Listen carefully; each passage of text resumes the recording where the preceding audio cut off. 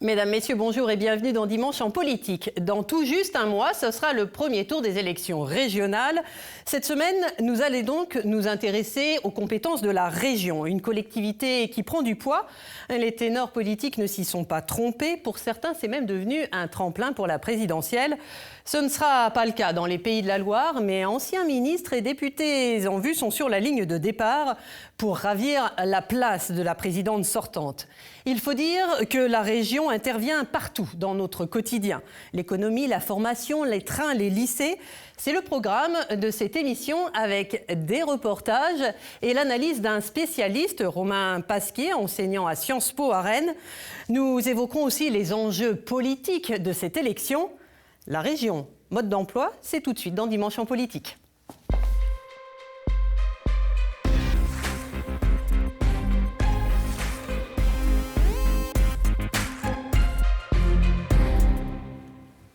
Après les départements, la semaine passée, nous allons donc nous intéresser cette semaine à la région. Une collectivité plus jeune, mais qui prend du galon. Bonjour Romain Pasquier. Bonjour. Vous êtes enseignant à Sciences Po à Rennes et directeur au CNRS. Avec vous, on va d'abord revenir sur l'origine de la région. Plusieurs dates de naissance sont mises en avant, en fait. Il y a 1956, la création de 22 régions par arrêté ministériel. 1972, la région devient un établissement public. 1982, elle se transforme en collectivité. Laquelle est la plus importante d'après vous ? C'est clairement 1982, où les régions deviennent des collectivités territoriales de plein exercice, avec des compétences, avec en 86 aussi, 4 ans plus tard, une première élection au suffrage universel direct. Donc elles ont une histoire liée au 20e siècle plutôt, liée à l'aménagement du territoire, à l'économie, mais progressivement d'échelons de planification, elles sont devenues des échelons de représentation politique. Alors, autre sujet de discussion et même de polémique dans notre région, c'est la création de la région des Pays de la Loire. Juin 1941, le gouvernement de Vichy sort la Loire-Atlantique, la Bretagne. Est-ce que c'est une émanation de Vichy, les Pays de la Loire, la région des Pays de la Loire ? Alors ça a été tranché depuis bien longtemps par l'historien Pierre Barral. Il y a deux sujets. Un sujet en 1941 sur la répartition des provinces, et là, la Loire inférieure faisait partie de la Bretagne, et un décret sur les préfets, donc sur les préfets économiques que Vichy voulait effectivement mettre en œuvre. Et là, on sépare la Loire inférieure de la Bretagne, on la rattache à la préfecture d'Angers. Donc, ce n'est pas un projet de Pétain, mais c'est sous Vichy, effectivement, en relation avec ce qui s'était passé aussi au sortir de la Première Guerre mondiale, qu'une vision économique rattache la Loire inférieure à un autre ensemble que la Bretagne. Et puis les partisans de la région des Pays de la Loire, eux, rappellent que tous les décrets de Vichy ont été abolis en 1944. À chaque élection, on ressurgit cette question du rattachement de la Loire-Atlantique à la Bretagne. Selon un sondage IFOP qui a été réalisé au début du mois et qui est publié cette semaine, 66% des Ligériens trouvent légitime que les habitants de la Loire-Atlantique décident par référendum du retour éventuel de leur département en Bretagne, et les électeurs prêts à voter y seraient majoritairement favorables. C'est donc une idée qui fait son chemin ? Écoutez, lorsqu'on regarde ce qui se passe depuis quelques mois, quelques années en Loire-Atlantique, on a l'impression effectivement qu'il y a une nouvelle forme de mobilisation, notamment autour de cette association à la bretonne. Mais on avait l'impression que ça n'avançait pas, que c'était une espèce de serpent de mer. Oui, c'est à la fois une vieille revendication et en même temps j'ai l'impression que les modalités changent, que les militants rajeunissent. On a vu un drapeau breton, je crois, sur la mairie de Nantes. Johanna Roland a entrouvert la porte. Donc voilà, à moins d'avoir peur de la démocratie, à moins d'avoir peur de la consultation, je ne vois pas en quoi on pourrait s'opposer tout simplement à une consultation qui poserait une question assez simple avec des réponses positives ou négatives. Oui, il faudra voir quel champ et si ça se fait sur les deux régions. Est-ce que la région des Pays de la Loire, selon vous, elle a une réelle identité ? Une identité, elle en a une, mais très composite. Il y a un ensemble vendéen très clair, un ensemble angevin, un ensemble breton. Donc c'est un ensemble composite qui a été construit dans les années 50-60 autour des métropoles d'équilibre. Nantes, Rennes, Montpellier, etc. Alors est-ce que aujourd'hui... C'est cohérent, dit le géographe Hervé Lebras. Il dit finalement, il y a une grosse ville, la métropole de Nantes, mais il y a aussi des villes moyennes, un tissu relativement équilibré et cohérent. Oui, comme dans d'autres régions. Le démographe Hervé Lebras, il est effectivement l'héritier d'une pensée aménagiste autour des métropoles d'équilibre. Mais est-ce qu'aujourd'hui, les métropoles, on l'a vu avec les Gilets jaunes, est-ce que c'est l'avenir toujours de la même façon? C'est une vraie problématique. Donc, cohérence peut-être, mais voilà, la cohérence, ça ne se décrète pas. En 2015, la réforme a élargi le territoire de la plupart des régions, sauf la nôtre, on est resté en Pays de la Loire. Elle a aussi donné plus de pouvoir aux régions dans les domaines de l'économie, on va y revenir, de l'environnement, des transports. Pourtant, le budget, 2 milliards d'euros, est à peine plus important que celui du département de la Loire-Atlantique ou même que la métropole de Nantes. Ça veut dire que la région, elle a eu plus de pouvoir, mais pas forcément les moyens de les exercer ?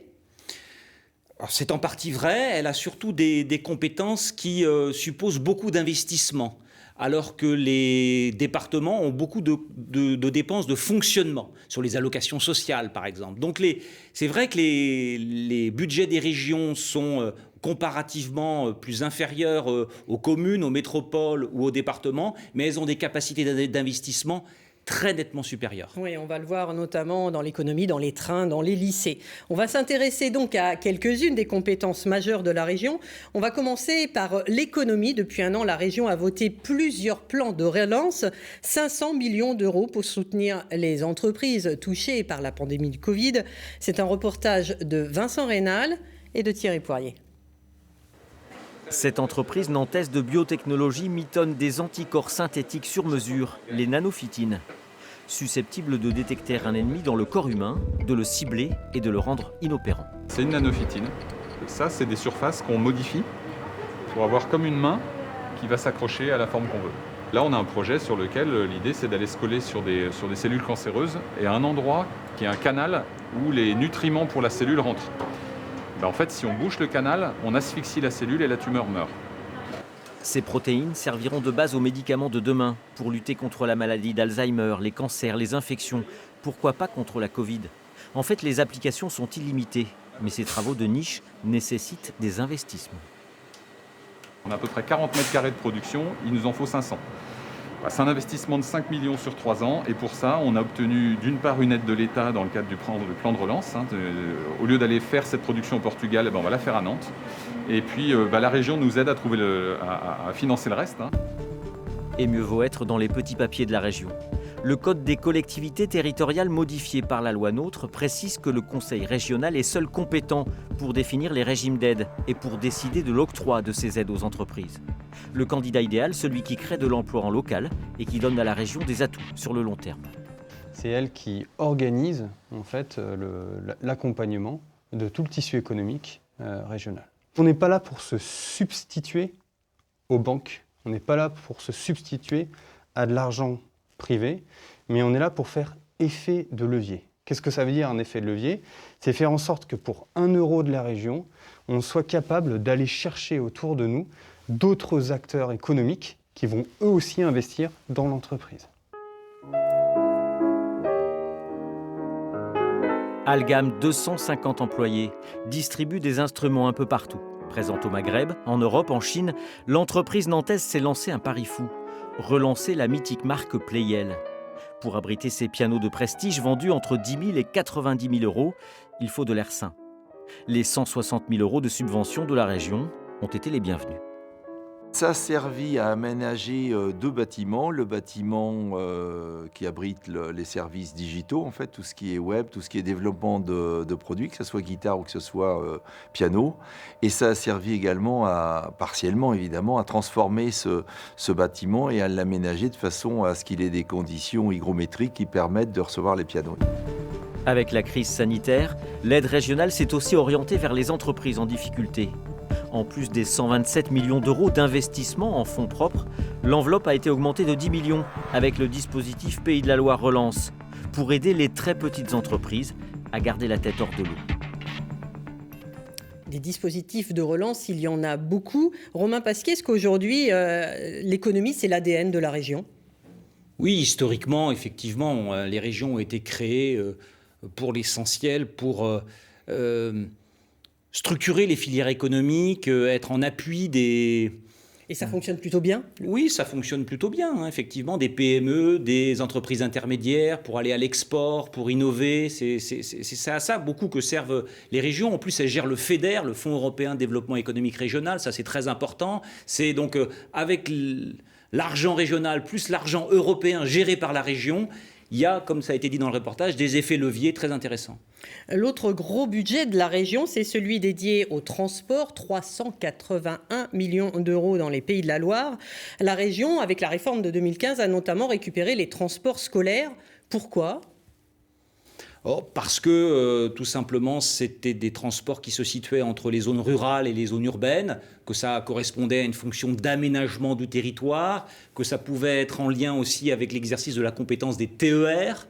Donc il y a là l'émergence quand même d'une autorité organisatrice des transports qui serait à l'avenir sans doute régionale, ou en tout cas régionalisée. On parlait tout à l'heure du budget et des investissements. Parmi les investissements importants, il y a les trains, les TER, entre régions et SNCF. Qui fait quoi?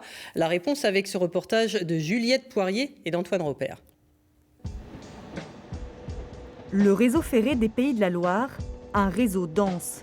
Malgré une cadence ralentie par le confinement, en 2020, c'est 400 circulations par jour en moyenne de fret et de voyageurs, dont plus de 300 TER et 39 TGV. Un service organisé par la région en partenariat avec l'État, propriétaire des lignes, et la SNCF, exploitant. Ces dernières années, le réseau n'a cessé de se développer et la région de miser sur des lignes à haut potentiel, à commencer par celle entre Clisson et Cholet. Des travaux ont été engagés, l'offre des trains revue à la hausse pour s'adapter au bassin de vie économique. Autre projet d'envergure, le train-train et la relance de la ligne Nantes-Châteaubriand, une ligne qu'emprunte quotidiennement ce Castelbriantais pour se rendre à son travail. Les points positifs, c'est que ça nous permet de nous rendre dans le centre de Nantes très facilement et assez rapidement. La fréquence des trains est intéressante. Ce qu'il faudrait, c'est prévoir pour l'avenir un train qui partirait un petit peu plus tôt le matin et qui aurait un petit peu moins d'arrêts. On a eu quelques soucis techniques l'année dernière au moment des grands froids en novembre ou décembre. Parce qu'il faut savoir qu'au-dessus de l'Erdre, ça gèle par moment. Contre ce gel, 1 million d'euros a été investi par la région et l'État dans une technologie innovante canadienne en cours d'étude. Si la région est organisatrice du service et finance en partie sa modernisation, c'est la limite de sa compétence. Pour les associations d'usagers, son rôle, c'est aussi négocier pour que la SNCF améliore son matériel et optimise son personnel. La ligne Nantes-Bordeaux, dont la réouverture après rénovation est prévue fin juillet, cristallise de nombreuses attentes et enjeux. Il faut remonter la fréquence. Sur une telle transversale, on peut penser qu'on pourrait avoir 7 allers-retours par jour, un train toutes les 2 heures. Il faut absolument abaisser les temps de trajet pour qu'ils soient compétitifs vis-à-vis de l'autoroute, qui est parallèle et plus directe, quasiment plus directe. Il faut revenir à des temps de trajet de 3h30 environ. Et il faut surtout renouer avec la fiabilité, puisque avant la fermeture, on avait du vieux matériel corail avec des vieux diesels de 50 ans d'âge qui tombaient en panne régulièrement toutes les semaines. Les Pays de la Loire restent la région où les investissements ont été les plus nombreux en 2020, 380 millions d'euros. C'est aussi la première région à lancer un appel d'offres pour externaliser un tiers de son réseau.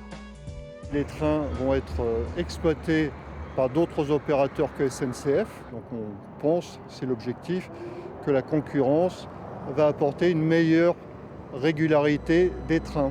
Le coût global d'exploitation des trains doit baisser. Donc peut-être on le verra sur les prix des billets de train. Début de l'appel d'offres, automne 2021, le réseau Sud-Loire pour une exploitation par la concurrence d'ici 2024. Romain Pasquier, l'ouverture à la concurrence, c'est un sujet dans cette campagne électorale polémique entre la droite qui veut l'expérimenter, la gauche qui est contre. Est-ce que pour vous, c'est une solution ou pas ? Ça peut l'être. Encore une fois, les coûts d'exploitation, c'est important. Si on veut augmenter le cadençage, il n'est pas toujours bon d'être toujours dans un face-à-face, les yeux dans les yeux, avec le même opérateur. Donc, si c'est bien maîtrisé, avec les supports juridiques qui vont avec, les cahiers des charges, les délégations de services publics qui bordent les limites de la concurrence, je pense que ça peut être un outil effectivement d'amplification de la politique ferroviaire régionale. Oui, parce qu'entre SNCF et région, souvent, ça bataille, hein, c'est compliqué. Ça bataille, ça négocie, le qui fait quoi est vraiment pas très clair pour le client usager, qui est aussi le payeur. Donc ça mériterait effectivement une clarification, un abaissement des coûts, et puis une amélioration du service, tout simplement. Et donc ça, la concurrence, selon vous, pourrait y arriver. Dans le reportage, il est question du tram-train. C'était une initiative de la gauche. Beaucoup d'argent sous le mandat de Jacques Oxiette, beaucoup d'argent dans les trains, beaucoup moins sur la route. Est-ce que c'est là aussi un clivage droite-gauche encore? On voit bien que la présidente sortante, elle a investi beaucoup sur les routes avec les départements.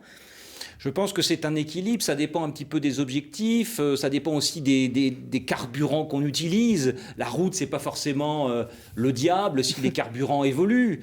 Donc je pense que là, on a un ensemble d'outils avec des objectifs de transition climatique. Donc encore une fois, c'est à chaque majorité politique de créer son cocktail pour aller le plus vite possible aux objectifs qui se sont fixés et notamment aux projets qu'ils ont validés au terme des élections. Mais ça reste un clivage droite-gauche, on le voit bien. Ça reste un clivage, effectivement. Mais encore une fois, ça peut évoluer, ça. Hein. Ça peut évoluer parce que tout dépend les outils, le type d'énergie qu'on utilise chez les uns et chez les autres. Et ça va évoluer forcément. Ça va évoluer fortement, notamment, c'est vrai aussi pour les aéroports, hein, pour les aéroports d'intérêt régional qui peuvent être aussi gérés par consortium, par les régions. Là aussi, des choses peuvent évoluer en termes d'utilisation des énergies fossiles. Autre compétence qui nous concerne tous, la construction, l'entretien, l'équipement des lycées dans lesquels nos enfants sont scolarisés. Je le disais tout à l'heure, 1,5 milliard d'investissements ces dernières années en Pays de la Loire et quelques autres chiffres importants. 115 lycées publics, 160 000 lycéens, 2358 agents. Lycées et régions, c'est un reportage de Charles Lemercier et d'Antoine Roignet au Mans. Accueil lycée Sud Le Mans, bonjour. On distribue les clés, on s'occupe du courrier, on dirige les élèves, on dirige les parents. Enfin voilà, on est vraiment au centre de l'établissement. Au lycée Sud du Mans, 1810 élèves, rien n'échappe à Laetitia Senet, agent d'accueil embauché par la région et fière de l'être. J'ai démarré comme agent d'entretien et petit à petit, moi je suis rentrée à la région le 18 septembre 2006. Et depuis j'ai gravi les échelons, j'ai fait les formations et ce qui nous permet de faire ce qui nous plaît, quoi. Pendant ce temps-là, à quelques kilomètres de là, on s'affaire aussi au lycée Bellevue. Il accueille 1230 élèves. Entretien des espaces verts, maintenance, mais aussi désinfection, crise sanitaire oblige. Béatrice, à la région depuis 2 ans, prend ce rôle très à cœur. On est un maillon essentiel dans l'établissement quand même, hein, parce que la propreté et la désinfection, c'est primordial en cette période de Covid. Ça vous a rajouté du travail en plus ou... Ça nous a rajouté du travail en plus, oui, parce qu'on ne désinfectait pas à ce point-là avant la période Covid, et du coup, c'est un travail supplémentaire, c'est sûr. Cet amphithéâtre qui demande davantage de travail à Béatrice fait partie de l'agrandissement financé par la région et livré en septembre dernier. Un investissement de 11,5 millions d'euros, très attendu car il y avait urgence, les élèves n'avaient pas où se réunir confortablement. Entretenir le bâti, sortir de terre des lycées où il y a des besoins, c'est la mission du conseil régional, mais elle ne s'arrête pas là. On n'est pas le seul établissement, le seul lycée de la région à demander des choses, hein. Mais même sur les projets éducatifs, on peut monter aussi des demandes de subventions, y compris sur des... Ici, il y a une spécialité cinéma audiovisuel, donc vous vous doutez qu'au niveau matériel, il y a un coût quand même très très important, et la région va aussi nous aider à équiper nos élèves pour cette spécialité, par exemple. Alors, bonjour. Autre domaine, et pas des moindres, la restauration. Les équipes de Bellevue sont sur le pont dès 6h du matin pour nourrir 900 jeunes, 300 en ce moment avec les demi-jauges, et assurent aussi un service pour les internes le soir. C'est une exigence, la qualité du menu augmente, mais pas les tarifs. On essaye de faire de la publicité pour les produits locaux, parce qu'à la restauration, donc, beaucoup d'élèves sont sensibles, surtout ici au lycée Bellevue, sur l'origine et d'où viennent les repas qui leur sont servis au niveau des produits. Le Conseil régional et l'Éducation nationale travaillent de concert, rassemblés autour d'une mission, enseigner. Au milieu des 2 institutions, il y a un statut atypique, celui de l'intendant. Il a en charge l'entretien des locaux, la gestion financière. Et surtout, il y a une particularité, c'est que je suis fonctionnaire de l'Éducation nationale, mais j'encadre au quotidien des fonctionnaires territoriaux, des fonctionnaires de la région, puisque la région est chargée de l'entretien et est propriétaire des lycées. Ces personnels de l'ombre chapeautés par l'intendant nous rappellent qu'un établissement, ce n'est pas que des élèves et des enseignants. Plus de 2350 agents permanents font vivre les lycées ligériens au quotidien, et peut-être encore plus en temps de crise sanitaire. Romain Pasquier, on voit bien que c'est compliqué entre l'État et la région, qui fait quoi? Alors la région, on l'a vu, l'entretien des lycées, la construction, mais l'État, la carte scolaire, est-ce que c'est bien cohérent tout ça? Non, c'est pas cohérent, mais c'est cohérent avec le millefeuille institutionnel français. Ça, par contre, c'est sûr. On fragmente, on explose les compétences, et après se pose toujours la question de la coordination, avec des coûts de transaction très importants. C'est-à-dire, pour coordonner tous ces acteurs, il faut des réunions, il faut du temps, et donc ça alourdit l'action publique. Donc, on aurait intérêt à avoir des collectivités uniques, à avoir des circuits courts en termes de décision. Si on prend, c'était dans votre reportage, la question, voyez, des lycées, clairement, ça avait été la question en 2003. Les intendants pourraient très bien être gérés par la région, par exemple. Oui. Collège, lycée, ça pourrait être aussi la même institution qui gère tout cela. Emploi, formation, apprentissage, insertion. Dans la continuité, l'apprentissage, c'était une compétence de la région. Depuis 3 ans, c'est devenu une compétence de l'État. Pour quelles raisons? Ça ne marche pas mieux?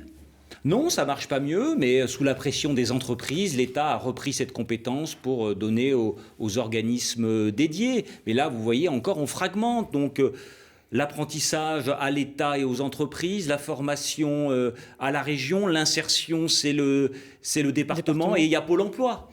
Donc, on en donne un peu à chacun, voilà, en fait, en permanence. Allemagne, ce sont les Länder qui gèrent l'ensemble de la chaîne. Les candidats développent aussi des propositions qui ne sont pas dans les champs d'action de la région. Je pense notamment à la sécurité. Pourquoi et est-ce que c'est possible? C'est sans doute possible, mais encore faut-il qu'il y ait une priorité, qu'il y ait une... Parce qu'il n'y a plus de compétence générale pour la région. Non, après, vous savez, la compétence générale, les juristes le disent bien, c'est très difficile à encadrer. Donc, on peut toujours trouver un intérêt local à une compétence spécifique pour développer quelque chose comme qui... Après, vous voyez, il y a une dimension aussi très politique. Clairement, les régions n'ont pas de compétences de sécurité, d'ordre public proprement dites, mais encore une fois, rien ne les empêche, autour notamment de leurs compétences transport ou de leurs compétences lycée, d'essayer de se positionner aussi comme une collectivité garante de l'ordre public. Et vous l'avez dit, c'est aussi une façon de se positionner politiquement. La région, c'est aussi un gros enjeu pour les formations politiques, d'autant que ces élections sont les dernières avant l'élection majeure, la présidentielle l'année prochaine. Je vous propose d'écouter l'analyse d'Arnaud Leclerc, professeur de sciences politiques à l'Université de Nantes. C'est un entretien réalisé par Virginie Charbonneau. Bonjour Arnaud Leclerc. Bonjour. Merci beaucoup de nous rejoindre ici dans la rédaction de France 3 pour parler de ces régionales, ces élections régionales. On sait qu'en Pays de la Loire, on a un petit peu l'habitude de basculer de gauche à droite. Est-ce que cette fois encore, le 27 juin, la région pourrait rebasculer à gauche? C'est une possibilité, mais ce n'est pas la possibilité la plus probable. La plus grande probabilité, c'est au contraire que la majorité actuelle demeure, ne serait-ce que parce qu'on fait une campagne dans des circonstances exceptionnelles, celle d'une pandémie où finalement il y a très peu de campagne et où il y a une prime au sortant extrêmement importante. Un peu comme ça avait été pour les municipales, où presque tous les maires sortants ont été reconduits. Là, c'est un peu la même configuration. Donc Christelle Morançais, présidente sortante, est-ce qu'elle peut être élue, puisqu'elle n'a pas été élue sur son propre nom en 2015, c'était Bruno Retailleau, rappelons-le, est-ce qu'elle peut être élue toute seule, sans une fusion éventuelle avec François de Rugy, la liste La République En Marche? Non, ça, il lui faudra des alliés et des voix pour le deuxième tour. Et très vraisemblablement, il faudra aller chercher l'électorat de La République En Marche. Alors, est-ce que ce sera dans le cadre d'une alliance avec une liste commune, fusion pour le second tour, ou est-ce que ce sera seul, mais en faisant appel aux électeurs? Ça, c'est deux stratégies qui sont possibles. Je crois que la stratégie d'aller à l'alliance est la plus logique, mais elle peut poser une question au regard de l'échéance présidentielle qui arrive dans un an. Et puis on a l'impression qu'il y a une union ratée, qui était pourtant appelée des vœux de 2 têtes de liste, Mathieu Orphelin, l'écologiste ancien LREM député, et puis Guillaume Garot, le socialiste, qui ont dit chacun de leur côté, il faut qu'on y aille ensemble au premier tour. Finalement, ils y vont séparés. Est-ce que c'est un pronostic d'échec pour eux au soir du premier tour ? D'abord, c'est une image et un symbole assez fort de l'état de la gauche en France depuis quelques années, avec une dispersion assez forte, des tensions assez fortes, et on voit bien qu'on est très loin d'un mouvement d'unité. Ça vaut en Pays de la Loire comme ça vaut à l'échelle nationale. Et du coup, la rivalité entre les deux les affaiblit tous les deux structurellement, et en particulier affaiblit la possibilité de s'entendre ensuite pour le second tour. Parce qu'il faudrait qu'ils réalisent des très bons scores au premier tour. Oui, tous les deux, et c'est peu probable qu'en y allant chacun dans son coin, ils puissent le faire, et encore moins qu'il y ait une dynamique positive pour le second tour ensuite. Et puis il y a un autre candidat, c'est Hervé Juvin, un nouveau venu sur la scène politique régionale. C'est un député européen qui n'est pas encarté au Rassemblement national, mais qui est maintenant proche de Marine Le Pen et qui a des ambitions pour cette région. Oui, il faut rappeler que le Rassemblement national avait déjà fait un score très important aux dernières régionales, et si on regarde toutes les autres élections qu'on a eues depuis 2015, il n'a cessé de progresser. Donc ils sont fondés à penser qu'ils peuvent faire un très bon score. Ça reste une terre de conquête, malgré tout. Oui, c'est une terre de mission. C'est sans doute un des coins de France avec la Bretagne où ça a été le plus difficile de pénétrer depuis quelques années. Ça y est, c'est fait. Maintenant, il faut s'implanter durablement. Ça prendra quelques temps. Merci beaucoup, Arnaud, pour le clair sur cette analyse. Merci. Merci. Romain Pasquier, ces élections, c'est aussi le dernier tour de chauffe avant la présidentielle pour les formations politiques ? Ah oui, complètement. On va tester des alliances possibles, impossibles. Pour la gauche, ça a été dit. C'est est-ce qu'on va réussir à s'unir ? Visiblement, c'est assez compliqué. Pour la droite, c'est cette relation au Rassemblement national, entre ceux qui voudraient bien, ceux qui ne veulent pas. La République en marche entre les deux. Donc, clairement, c'est un vrai tour de chauffe avec des enseignements aussi à retenir au 27 juin, au lendemain du second tour. Mais est-ce que ça intéresse les lecteurs, tout ça ? Pas sûr. Selon les sondages, le taux de participation ne sera quand même pas aussi catastrophique que pour les municipales de l'année précédente. Et on peut espérer qu'avec l'abaissement des contraintes sanitaires, on ait quand même un mois de juin avec quasiment une vraie campagne électorale. Mais aussi la vie qui reprend, donc il va falloir concilier les deux. Exactement. Merci beaucoup Romain Pasquier d'avoir fait œuvre de pédagogie tout au long de cette émission concernant les compétences de la région. On va se retrouver début juin pour parler politique et des programmes des candidats avec des débats dans chacun des 5 départements entre le 7 et le 16 juin prochain. Des débats diffusés en deuxième partie de soirée. Et puis un autre débat, un grand débat spécial élection régionale.